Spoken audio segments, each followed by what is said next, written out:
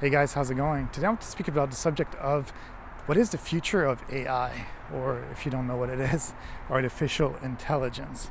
Well, the thing is that we're really in a day and age where it's actually gotten really interesting because in the past 50, 60 years, we've had more and more computers and we've had more and more sophisticated techniques and processors and all these things that are really taking over a lot of the way that our society lives and survives and does things.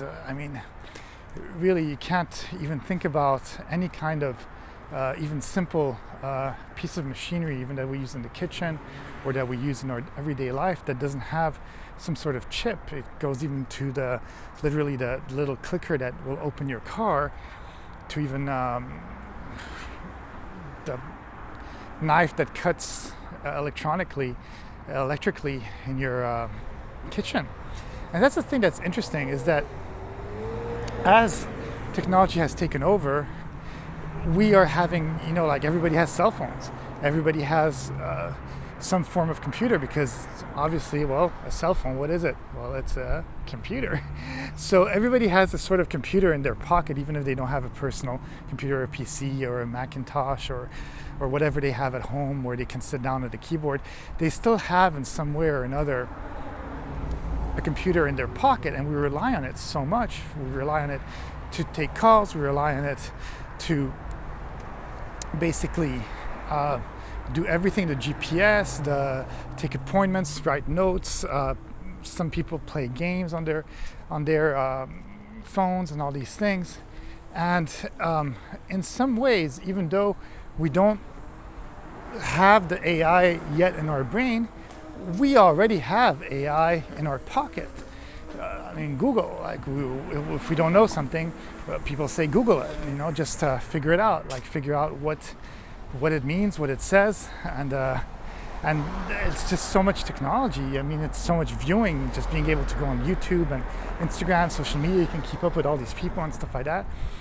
So now, I think when people think AI, they think about robots, and they think about basically the artificial intelligence, because now, even though computers or phones, like I said, are able to do a lot of very cool things, such as calculations, they're not really able to think too much for themselves.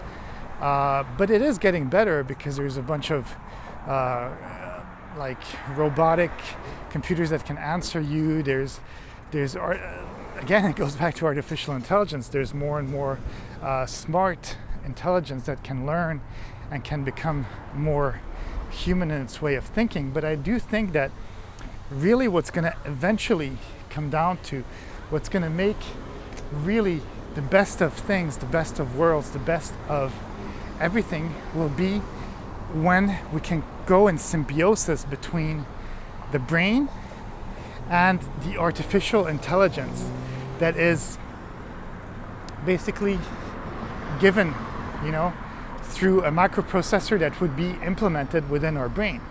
And I watched a very interesting interview of Elon Musk, the creator or the CEO of Tesla, and where he's trying to develop AI, and he talks about how very soon they'll be able to implement these chips that are about the size of like a wristwatch.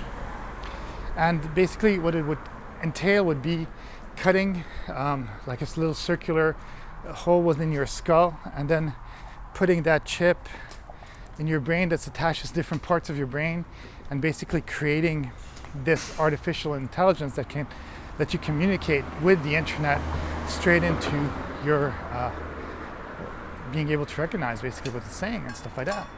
And eventually, throughout years of that, they'd be able to make even bigger implementations of AI within the brain, so that it just takes every single part of an aspect of the brain, so that you really can become symbiotically artificial intelligence, because it needs to be powered. And in some way, I feel like our brain can be the that kind of battery.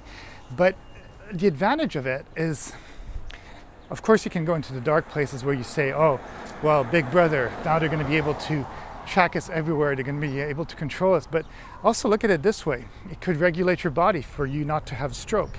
It could tell you if an artery is clogged in your heart and prevent you from having a heart attack because you're able to clean that up or have a surgery for it. Or it can basically make somebody that's paraplegic walk again, or give sight to people who are born blind, or even give hearing to people who can't hear just through the chip that is able to interpret the sounds that are around them. And that's where it gets really interesting, because on top of being something that is augmenting our way of being in our body, it's also augmenting the fact that we could learn languages faster. Imagine if you could have all the vocabulary of a language straight away. And basically now all you need to do is maybe try to understand the rules of their grammar so that you can actually construct phrases. So within maybe a couple of weeks, you'd be able to learn a language almost perfectly, because you would already have the knowledge of the words, and then you would just have to be able to put them together, or you wouldn't have to waste your time learning about geography, or waste your time knowing how to do all these multiplications and additions and all that, because you could just learn it so fast. It would just be done right away, on the condition that obviously you're also understanding what your brain is doing, because that would be kind of silly if you knew how to calculate 7 times 5, let's say. You'd be like, oh, it's 35, but because you've had this chip since you were a kid, you don't actually know how to do it. So you'd still have to have some form of teaching.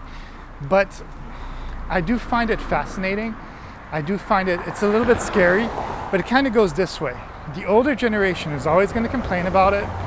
The generation that's a little bit younger is going to also complain about having this new kind of technology, but at the same time, they will kind of accept it. And then the people who are born this way, that have chips or whatever in their brains since they're babies, well, they just accept it. That's what they know, and that's what's been told to them, and that's basically what is accepted, and so that's their way of life. So within 50-year span of time, people will do what has started now. And I believe in my lifetime, we're definitely going to get there. Already Elon Musk was saying that within the next year, or even now actually, they do have some chips of AI for people who have Parkinson's and stuff like that. But later on, within the next year, they're going to be able to do AI chips in a sort of test laboratory way, so that they can actually see if it works. But again, I think it's fascinating, and I think that there's a lot to say about this. But I just wanted to share all that information, let you guys know. And that's it. That's all I have to say. Have a great day, and I'll see you in the next video. Bye.